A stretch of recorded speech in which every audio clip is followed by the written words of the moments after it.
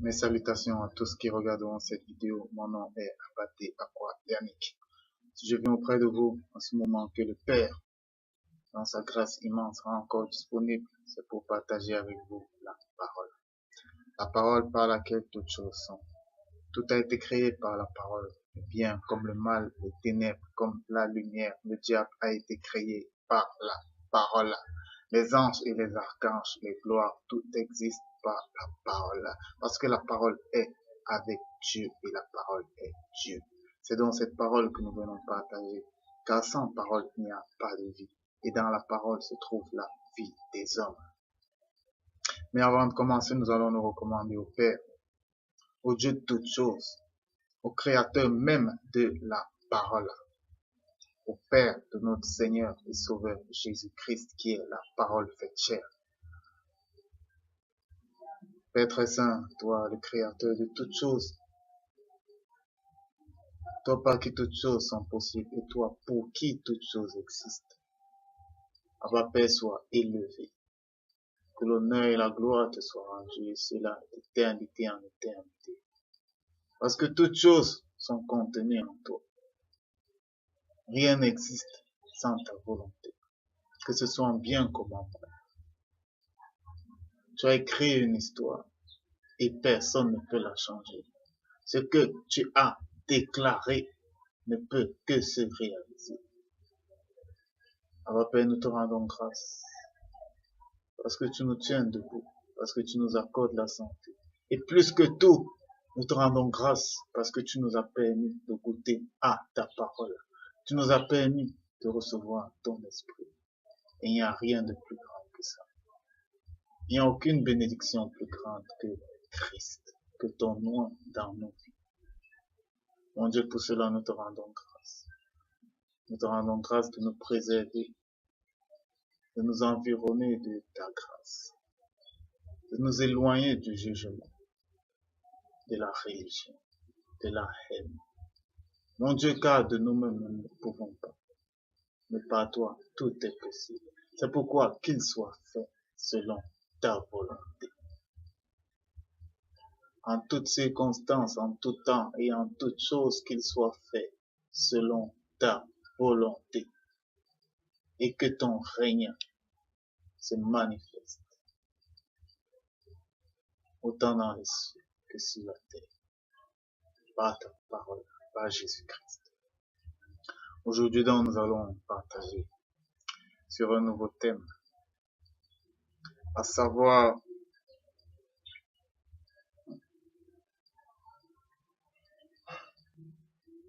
la profondeur. La profondeur, c'est ça le thème. La profondeur. Parlons par la profondeur. Arrêtons de parler simplement, arrêtons de parler d'une façon platonique. Il nous a été donné un esprit qui sonde les profondeurs de Dieu. Alors si nous avons cet esprit, comment de nos jours parlons-nous encore de façon prosaïque, sans aucune profondeur, sans aucune sagesse, sans aucune intelligence? Apprenons à faire le distinguo entre la profondeur qui vient de l'esprit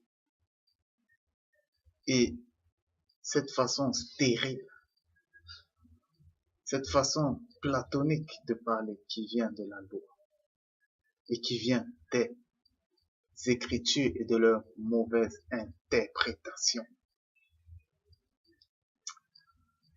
Nous allons commencer en parlant de la profondeur de l'enseignement spirituel.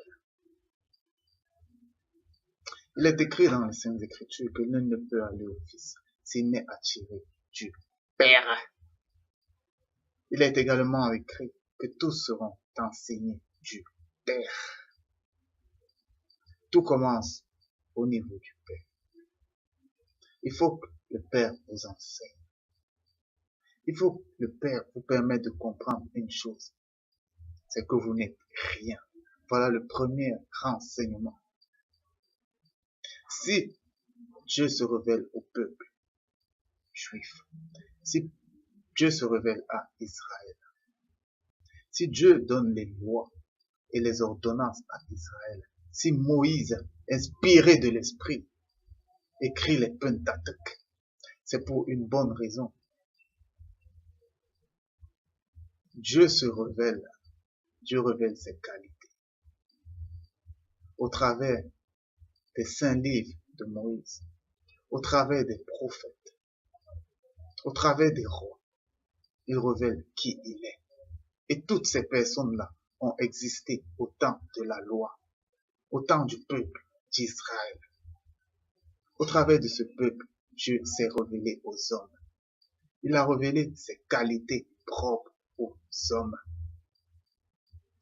Le Père a révélé qu'il était omniscient. Ça veut dire que Dieu sait tout. Et rien n'est caché devant lui. Dieu est omnipotent. Il est omniscient. Il est omniprésent. Il est omniprésent à un niveau que l'homme ne peut même pas comprendre. Ça veut dire que Dieu est présent dans le passé, il est présent dans le présent, il est présent dans le futur. C'est pourquoi il est « je suis ». Il est présent en toutes choses. Il est présent partout où l'homme peut se trouver. Il est présent au-delà même de cette terre. Il est présent dans le vent. Il est présent dans les cieux. Rien ne peut le contenir parce qu'il est Dieu. Et il est un Dieu esprit. Omniprésent, omnipotent, omniscient. Lorsque vous allez lire la loi et les prophètes, lorsque vous allez lire la Genèse, je vous permets de comprendre cette qualité qu'il a. Et maintenant, au vu de ces qualités, lorsque vous recevez l'Esprit, ou bien avant même de le recevoir, seulement avec votre jugeote, vous allez vous rendre compte de quelque chose. C'est que partout où vous allez, Dieu y est déjà, parce qu'il est omniprésent. Lorsque vous réfléchissez, votre réflexion est nulle, parce que Dieu est omniscient. Il connaît tout, il connaît plus que vous, bien au-delà de vous. Dieu est omnipotent. Ça veut dire qu'il a tout pouvoir. Tous les pouvoirs sont entre ses mains. Et personne n'acquiert un pouvoir sans son quitus. Ce pouvoir que Lucifer lui a été donné du Père. Certains disent que le diable vole Dieu. Personne ne peut voler Dieu. Personne. Le diable dérobe, il égorge, il détruit les hommes. Parce que Dieu fait des dons aux hommes. Mais si tu n'es pas sous la couverture divine, eh bien, le diable te les dérobe et les donne à ceux qu'il sert. Mais nul ne peut mentir Dieu. Nul ne peut voler Dieu. Vous mentez à vous-même. Lorsque vous êtes hypocrite, lorsque vous dites de l'extérieur que vous êtes saint et que vos mauvaises pensées vous font savoir que vous êtes impur, vous mentez à vous-même. Et vous ne mentez pas, Dieu. Dieu a toutes ses qualités. Et lorsque, avec votre chuchote seulement, vous lisez les Écritures, vous vous rendez compte que vous n'êtes rien. Parce que votre science, votre sagesse est nulle devant la science et la sagesse de Dieu. Vous vous rendez compte que votre pouvoir de faire est nul parce que vous n'avez aucun pouvoir. Vous vous rendez compte que votre présence est nulle parce que vous n'êtes pas omniprésent. Vous êtes dans un endroit et pour aller dans un autre, il faut vous quitter le premier endroit pour vous retrouver dans l'autre. Eh bien, cette loi ne concerne pas Dieu. Parce que Dieu est dans toutes choses. Et le piège dans le fait de ne pas avoir compris l'enseignement du Père.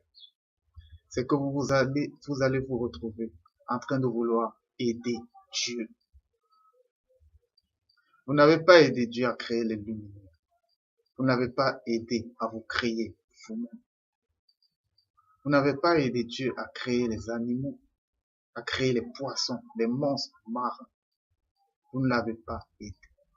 Alors sachez que vous ne pouvez pas l'aider dans son œuvre. Vous n'êtes rien. Nous ne sommes rien. Dieu a tout pouvoir. Il n'a pas besoin de votre pouvoir parce que vous n'en avez aucun. Le pouvoir lui revient et il ne partage sa gloire avec personne. Dieu n'a pas besoin de votre sagesse, de votre science, parce qu'il est omniscient.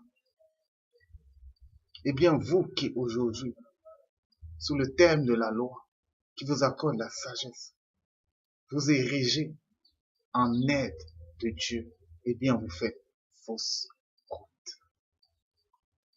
Nul homme ne peut aider Dieu. Nul homme ne peut servir le Père. Dans le royaume des cieux, Dieu est servi par des anges, des archanges. Il est servi par les 24 vieillards qui se prosternent devant lui. Ce sont des êtres glorieux. C'est l'assemblée des premiers-nés dans laquelle se trouve le Christ comme premier en toutes choses. Vous ne faites pas partie de ça.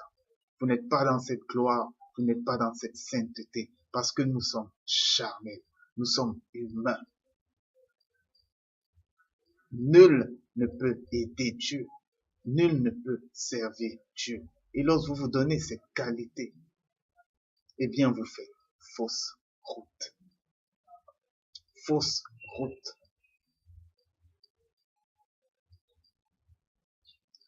Le peuple d'Israël, Dieu a établi des serviteurs au milieu de ce peuple. Il a établi des serviteurs au milieu de ce peuple. Il les a établis selon la loi. Mais qu'est-ce qui en a découlé? Quand Christ est venu, il leur a dit, ce que vous faites est obsolète, c'est dépassé. Moi, je vais accomplir tout. Tout sera accompli en moi. Par mon sacrifice sur la croix. Eh bien, le temps des souverains sacrificateurs de la race d'Aaron, le temps des sacrificateurs de la tribu Lévi, c'est obsolète. Eh bien, de nos jours également, vous qui rentrez dans la loi, eh bien, vous reniez la grâce. Vous qui vous dites que vous êtes omniprésent, omnipotent, omniscient, vous voulez contester avec Dieu. Vous voulez vous faire égal de Dieu. Sachez que lorsque vous quittez un endroit, ou bien lorsque vous dites que cet endroit est impur, sachez que dans cet endroit impur, Dieu se trouve parce qu'il est partout. Aucune porte n'est fermée au Père. Il n'a pas besoin que vous vous déplaciez pour agir, parce que son esprit agit en toutes choses. Laissez l'esprit vous conduire. Vous n'êtes rien. Nous ne sommes rien. Voilà l'enseignement du Père. Depuis le commencement, le Père a enseigné sur ses qualités. Et il a appris aux hommes à ne pas contester avec ses qualités. Le Père n'a pas besoin d'aide. Mais nous ne sommes que des instruments. Nous ne sommes que des instruments. Nous ne sommes que des bêtes. Et c'est pourquoi il est déjà écrit que Dieu donne des tâches aux hommes afin de faire en sorte qu'ils se rendent compte qu'ils ne sont que des bêtes. Ils ne sont que des bêtes. Ça veut dire qu'ils n'ont aucun mérite. Ils ne sont rien. Nous ne sommes que des enveloppes. Continuez à penser que vous êtes quelque chose. Que vous avez le pouvoir de chasser les démons, de guérir les malades. Mais vous n'êtes rien. Nous ne sommes rien. Je voudrais continuer avec quelque chose.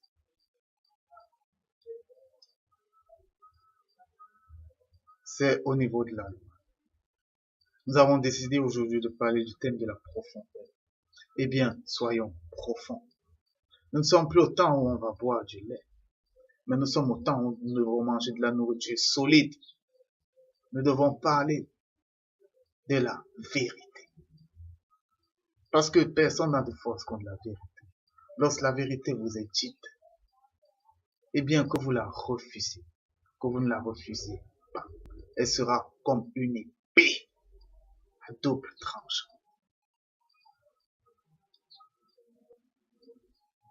Pour connaître Dieu, pour connaître le spirituel, parce que Dieu est esprit, pour marcher dans le spirituel, arrêtez de vous prendre pour quelque chose. Arrêtez de vous dire que ce sont vos efforts qui vont vous permettre de connaître Dieu. On ne sert pas Dieu. On ne cherche pas Dieu. Je répète, on ne cherche pas Dieu. La Bible a deux voix. Et il y a des versets qui vont avec ces deux voix. Il y a des voix qui sont là pour troubler l'homme. Et il y a des voix qui sont là pour sauver l'homme. Il y a des versets qui vous donnent la loi et qui vous aveuglent. Il y a des versets qui sont là pour vous sauver. C'est pourquoi le Christ disait déjà, Père, je te remercie d'avoir fait les choses ainsi. Tout le monde ne doit pas comprendre. C'est pourquoi Christ parlait en parabole, pour que tout le monde ne comprenne pas. La Bible égare et la Bible sauve. Il y a deux voies. Il y a la voie de la loi et il y a la voie de la grâce. Lorsqu'on vous dit cherchez, cherchez Dieu, cherchez le royaume, vous ne pouvez rien chercher. Vous n'avez pas cette force. C'est Dieu qui vient à vous. Et il se met à vous révéler les choses du royaume. Il vient à vous. Vous ne pouvez pas aller vers Dieu. L'homme est charnel. Il n'a aucune force d'aller vers Dieu. C'est Dieu qui vient vers vous. Et c'est pourquoi il disait déjà que tout a été fait par grâce. Israël n'a pas cherché Dieu pour être le peuple élu. Lorsqu'on naît, on n'a pas demandé à naître. Mais Dieu nous a mis dans ce monde. Il nous a tissés. Il nous a recouverts de peau et de nerfs, selon son bon vouloir. Lorsque vous devenez enfant de Dieu, ce n'est pas la volonté de l'homme, mais c'est la volonté de Dieu. Il dit, aujourd'hui je te fais mon enfant et je te donne mon esprit. Le baptême du Saint-Esprit. Le seul baptême qui a de l'importance, parce qu'il n'y a qu'un seul baptême. Et c'est pourquoi il est écrit, j'ai été trouvé par ceux qui ne me cherchaient pas. Et je me suis manifesté à ceux qui ne me demandaient pas. Ça, c'est la grâce. Romains 10, 20. J'ai été cherché, j'ai été trouvé par ceux qui me cherchaient. Je me suis manifesté à ceux qui ne me demandaient pas. Ce n'est pas vous qui cherchez Dieu. C'est Dieu qui se laisse trouver par vous. C'est ça la grâce. Mais il y a une autre voix qui va vous dire chercher. Il y a une voix qui vous dit j'ai été cherché, j'ai été trouvé par ceux qui me cherchaient. Il y a une voix de la loi et une voix de la grâce dans la Bible. La Bible est là pour égarer ceux qui doivent être égarés. Et elle accorde le salut. Elle accorde l'espérance, la persévérance à bien faire à ceux qui sont dans la grâce. Maintenant, nous allons aller davantage en profondeur. Les Juifs, les légalistes, les gens de la loi, nos frères pour lesquels le Christ a brisé le mur de séparation. Je parle de nos vrais frères. Je parle du vrai peuple juif. Je parle du peuple Israël physique. Ce peuple-là, ce sont nos frères de la loi. Et Christ a brisé le mur de séparation entre nous deux en nous accordant à tous Jésus-Christ pour que nous soyons sauvés par la grâce. Pour eux, la loi n'est pas que la loi. Mais pour eux, cette loi, c'est leur coutume. Nous tous, nous avons des coutumes. Et nos coutumes forment notre existence. Parce que nous tous, nous avons un passé. C'est ce passé-là qui fait de nous les hommes que nous sommes. Nul ne peut vous éloigner de vos coutumes. Nul. Et cette loi, c'est leur coutume. C'est pourquoi même dans la grâce, il leur est difficile de s'éloigner de la loi. Parce que cette loi, c'est dans leur sang. Et cette loi leur a été donnée d'un envoyé de Dieu en Moïse. C'était un envoyé de Dieu, c'était un prophète de Dieu. Et lors de la transfiguration, Moïse se trouve avec Élie et les deux parlent au Christ. Alors même dans la grâce, ils ne se sont pas éloignés de cette loi. Et c'est pourquoi ils sont considérés comme faibles. Parce qu'ils sont obligés de se rattacher à certaines choses, à ne pas manger certaines choses, à ne pas... Et à ce niveau, nous devons les respecter. Et nous ne devons pas être une pierre d'achoppement pour eux. Nous qui avons plus de liberté, parce que n'ayant pas reçu cette loi comme coutume, ces ordonnances comme coutume, nous avons plus de liberté. Et nous devons tout faire pour ne pas être une pierre d'achoppement pour eux. Je parle des véritables juifs. Mais maintenant, ceux qui se sont faits juifs par alliance, vous serez rejetés. Vous les païens qui n'avez pas reçu cette loi comme coutume, vous qui vous êtes fait juifs par alliance, vous serez rejetés. Dans le livre de Néhémie, au chapitre 7, on parle de certaines personnes qui partirent de tel Malak, de tel Esha, de Kéroub, d'Adon, d'Imer,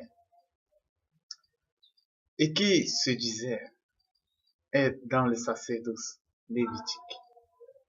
On leur a demandé de présenter leur titre généalogique, ça c'est Néhémie chapitre 7, au verset 61. De présenter leur titre généalogique et ils ne les trouvaient pas. Et ils furent exclus du sacerdoce. Ils ne purent faire connaître leur maison paternelle et leur race. Ils ne purent. Pourquoi je prends ce verset? Pourquoi je prends ce livre de la loi, ce livre de la loi? Pour vous dire que vous, qui vous êtes fait juifs, vous païens, vous contemporains du monde contemporain, vous qui sont en Europe, vous qui êtes en Europe autant pour moi, vous qui êtes en Afrique, vous qui êtes en Asie, et qui êtes chrétiens, et qui vivez selon la loi, vous qui vous êtes fait juifs par alliance, vous qui vous basez sur la loi que Moïse a laissée à Israël, et qui disait tu ne tueras point, tu ne voleras point, c'est ça le péché. Vous qui vous basez sur ça, eh bien à la fin de toutes choses, lorsque nous comparaîtrons devant le Père et devant la parole, devant le Christ, il prendra le peuple d'Israël, le véritable peuple d'Israël physique, vers lequel Paul dit que tous seront sauvés par la promesse que Dieu a faite à leur père. Le peuple juif, ils seront sauvés. Parce que Dieu ne se répand pas de ses promesses. Eh bien, vous essayerez de venir de leur côté. Eh bien, le Christ vous demandera vos titres généalogiques. Vous appartenez à quelle tribu d'Israël? Pour avoir vécu selon la loi de Moïse. Pour avoir dit que c'était la loi de Moïse. Parce que vous la respectiez qui sauvait. Et vous ne la respectez même pas. Parce que la Bible n'a que des bribes de la loi et des ordonnances. Vous ne la respectez même pas. Où sont vos titres généalogiques qui vous a établi juif? Qui vous a établi? Qui vous a demandé de vivre selon les lois et les ordonnances juives? Qui vous a demandé de vivre selon les 10 commandements? Ces 10 commandements sont adressés à un peuple. Vous êtes païen. Vous n'êtes pas ce peuple. Où sont vos titres généalogiques? Et vous n'en aurez pas. Eh bien, vous serez exclus du sacerdoce. Parce que nous sommes une race royale qui sont appelés, qui ne sont pas, mais qui sont appelés à servir le Père lorsque toutes choses seront devenues nouvelles. Dans la cité, la ville sainte, lorsqu'elle descendra, nous servirons le Père et nous verrons sa face. Mais vous qui êtes juifs par alliance, vous serez exclus du sacerdoce. Personne ne vous demande de vivre comme eux. C'est pourquoi on a éloigné. Lorsque Paul dit, j'ai été fait apôtre des incirconcis, comme Pierre des circoncis. Et ces apôtres par excellence m'ont donné la main d'association pour aller vers les païens. Et eux, ils restent avec les juifs. On ne mélange pas le judaïsme dans la chrétienté païenne. Ce n'est pas notre coutume. Et lorsque vous lisez la conférence de Jérusalem dans Acte 15, c'est de ça qu'il s'agit. Pierre dit, si nous déjà cette loi, nous n'arrivons pas à la supporter, ne l'imposons pas. Parce qu'il y avait des sauvés du peuple d'Israël qui disaient que les païens devaient se judaïser. Pierre a dit non, non, nous ne le faisons pas. Mais aujourd'hui, vous vous judaïsez, vous ne mettez pas alliance. Sachez que les titres généalogiques vous seront demandés. Parce que vous n'êtes pas juif. Le juif physique qui a une généalogie, c'est mon frère. C'est mon frère et il est faible parce qu'il a cette loi en lui, qui est sa coutume. Mais vous, qui êtes devenu juif par alliance, sachez que vous serez exclus du sacerdoce. Parce que vous devez être sauvés par grâce. Notre péché remonte à Adam. Notre péché ne vient pas avec la loi que Moïse donne à Israël. Notre péché aux païens remonte à Adam. Et consiste au fait qu'Adam a su ce qui était bon et mal. Adam a eu la connaissance. Voilà le péché de l'humanité. Et Christ vient nous ôter de cette loi, de la connaissance, pour que nous ne péchons plus. Parce que c'est dans la loi que se trouve le péché. Parce qu'il faut qu'il y ait transgression de la loi pour qu'il y ait péché. Mais sans loi, il n'y a plus de péché. C'est pourquoi Christ cloue la loi sur la croix. Sachez donc que tous ceux qui se font juifs par alliance seront exclus. Purement et simplement. Purement et simplement. Parce que dans la loi se trouve toute mauvaise chose. Il a plu au Père, après qu'Adam ait transgressé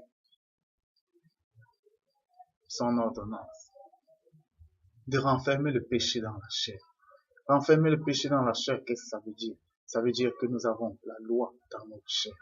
Sans avoir connu la loi de Moïse, nous avons la loi en nous, qui nous dit telle chose est bien et telle chose est mal.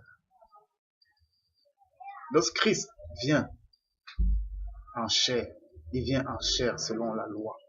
Parce qu'il fallait qu'il vive avec ce corps de loi. Il fallait qu'il le crucifie sur la croix. Sur la croix, Christ crucifie sa chair.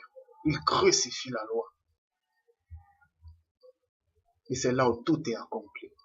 Parce qu'il est le premier à l'avoir fait. Et maintenant, nous sommes ses imitateurs. c'est la loi l'ennemi de l'homme. C'est la loi qui donne le pouvoir au diable. Si la loi est mise de côté, eh bien, le diable n'a plus de force. Son aiguillon est brisé. Mais cette chair, tant que nous sommes sur terre, nous avons la loi dans cette chair. C'est pourquoi la vie sur terre n'est qu'un passage. Parce que dès que cette chair meurt, eh bien la loi meurt. Mais avant déjà, même étant encore sur cette terre, par la grâce, nos âmes ne sont plus soumises à la loi. Nos esprits sont transportés dans le royaume du Christ. Mais maintenant, notre chair reste soumise à la loi. La connaissance de ce qui est bien et la connaissance de ce qui est mal. C'est pourquoi nous avons faim. C'est pourquoi nous devons travailler à la sueur de notre front. C'est pourquoi lorsqu'une femme accouche, elle doit souffrir. C'est pourquoi lorsque vous volez, on vous fout en prison. Parce que c'est la loi qui est dans la chair humaine. C'est la loi qui s'applique à la vie terrestre. Mais ne faites pas de cette loi un moyen d'accession dans le spirituel. Le spirituel n'en a rien à foutre de cette loi. C'est à cause de cette loi que nous avons été chassés du spirituel du jardin d'Éden. Et ce n'est pas cette même loi qui a fait en sorte qu'on sorte du jardin d'Éden qui pourra nous faire rentrer. Pour être dans le jardin d'Éden, pour être dans le spirituel de Dieu, il ne faut rien connaître. La loi, Dieu a donné une loi et des ordonnances à Israël. Je vous assure que si on se basait sur ces lois et ces ordonnances, eh bien, Adam, avant d'avoir désobéi, serait le premier pécheur qui soit. Adam et Ève se sont vus nus. Ils étaient impudiques. Mais Dieu ne les a jamais condamnés pour ça. Parce que Dieu les a fait être comme ça. Ils se voyaient, mais ils n'étaient pas impudiques. Pour une seule raison, c'est qu'ils ne connaissaient rien. Eh bien, Christ nous demande aujourd'hui, par la grâce, lui l'agneau de Dieu qui lave le péché. Il nous dit, par la grâce, pas par une philosophie, c'est pas un principe de philosophie qui dit, bon, mais à partir d'aujourd'hui, je ne vais plus voir le péché. Ça, c'est de la philosophie. Je vous parle de Christ, de croire que Christ vous lave de vos péchés, de l'accepter dans vos vies, de le mettre en première position dans tout ce que vous faites. Ce n'est plus vous qui vivez, c'est Christ qui vit. C'est pourquoi vous commencez à vivre chaque jour comme le dernier. Vous vous laissez conduire par le Seigneur, parce que le Seigneur, c'est l'Esprit. Vous vous laissez conduire par l'Esprit. Tout ce qui arrive dans votre vie est grâce. Il n'y a plus de bien, il n'y a plus de mal. Si, dans votre futur, quelque chose arrive et vous dites, oh, c'est mal, alors vous n'avez pas compris la grâce. La grâce, c'est la destinée. Ça veut dire cette chose devait arriver. Et elle n'est pas mauvaise, parce que tout est grâce. Et toute chose concourt au bien de ceux qui aiment Dieu. Maintenant, les hommes verront des choses comme mauvaises. On peut vous mettre en prison. Les hommes verront ça comme mauvais. Mais vous, parce que vous avez compris la grâce, vous savez que c'est une bonne chose. Vous savez que c'est une bonne chose. Maintenant, si on rentre, on essaye de rentrer. Lorsque vous lisez les Écritures, discernez, discernez, discernez. Discerner à qui on s'adresse. Discerner l'esprit qu'on veut véhiculer. Lorsque Christ se trouve sur la montagne et il parle de béatitude, le sermon sur la montagne. Lorsqu'il dit, il a été dit, tu ne tueras point. Mais moi je vous dis, si quelqu'un appelle son frère Raka, il doit aller devant le Sanhédrin. S'il dit à son frère insensé, eh bien il mérite le feu de la géhenne. Mais sachez que dans Matthieu 23, chapitre 23, verset 17, il est écrit que Christ appelait les pharisiens insensés et aveugles. Alors lui-même dit, si tu appelles ton frère insensé, tu mérites le feu de la géhenne. Sachez-vous, est-ce que vous savez ce qui se passe? à ce niveau. D'un côté, il dit, ceux qui appellent leurs frères insensés méritent le feu de la géhenne. Il vous a été dit, tu ne tueras point. Mais moi, je vous dis, si tu te mets seulement en colère, tu mérites d'aller vers les anciens. Si tu dis raka à ton frère, tu mérites le Sanhédrin. Le Sanhédrin, c'est une assemblée de personnes qui avaient ce potentiel de juger de certaines choses, de trancher dans le cas de la loi. Et si tu dis insensé, eh bien tu mérites le feu de la géhenne. Mais Jésus qualifie les pharisiens d'insensés et d'aveugles. C'est pour vous dire quelque chose.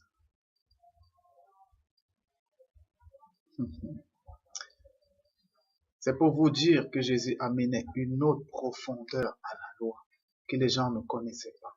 On est sous le thème de la profondeur. Amener une autre profondeur à la loi que les gens ne connaissaient pas, que les pharisiens ne connaissaient pas, que les juifs ne connaissaient pas. Ils savaient que tuer n'était pas bien.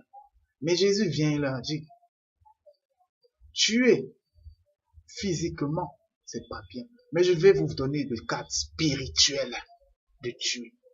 Parce que pour tuer, il faut de la haine. Je vous dis que seulement le fait de te mettre en colère, c'est déjà de la haine que tu manifestes. C'est un meurtre. Parce que celui qui hait son frère est un meurtrier. Si tu dis raka, raka c'est une insulte. Tu mérites d'être amené vers un Sanhédrin, dans le Sanhédrin, dans l'assemblée pour être jugé. Plusieurs personnes insultent de nos jours. Vous insultez vos autorités, vous insultez le diable, vous insultez vos frères, vous insultez, sachez que c'est un meurtre. Il ne suffit pas seulement de tuer, ça veut dire d'égorger un homme comme l'État islamique le fait. Il ne suffit pas seulement d'écraser un homme, de le mettre dans la magie et de le tuer avec des sortilèges magiques, mais seulement le fait d'insulter ton frère. Tu dis, tu es fou. Ça, tu es déjà un meurtrier. Jésus a amené la profondeur pour leur dire que vous n'êtes que des pécheurs. Essayez de vous donner bonne conscience. Mais l'homme reste un pécheur. Jésus est venu pour les pécheurs. Il n'est pas venu pour ceux qui se donnent bonne conscience, qui croient que dans la loi, ils trouvent la justice, ils trouvent la sanctification, ils deviennent saints. Nous ne serons jamais saints, nous sommes pécheurs. Et c'est pourquoi nous avons besoin de la grâce. Parce que dans la grâce, Dieu ne nous impute plus nos péchés. Parce que nous sommes lavés par le sang de l'agneau. Il dit autre chose. Il dit, je vais d'abord prendre Lévitique pour bien vous expliquer cela. Lévitique chapitre 5 verset 17 dit, lorsque quelqu'un péchera en faisant sans le savoir, contre l'un des commandements de l'Éternel des choses qui ne doivent point se faire, il se rendra coupable et sera chargé de sa faute. Lorsque quelqu'un péchera en faisant sans le savoir contre l'un des commandements de l'Éternel des choses qui ne doivent point se faire, il se rendra coupable et sera chargé de sa faute. Je vais répéter. Lorsque quelqu'un péchera en faisant sans le savoir contre l'un des commandements de l'Éternel des choses qui ne doivent point se faire, il se rendra coupable et sera chargé de sa faute. Ça veut dire que vous péchez. Ça veut dire que vous transgressez la loi de Moïse sans vous en rendre compte. Sans vous en rendre compte. Il se rendra coupable et sera chargé de sa faute. Ça veut dire que vous êtes coupable. Dès que vous faites quelque chose de la loi, vous ne savez même pas. Vous ne savez pas que vous êtes en train de pécher. Vous êtes coupable.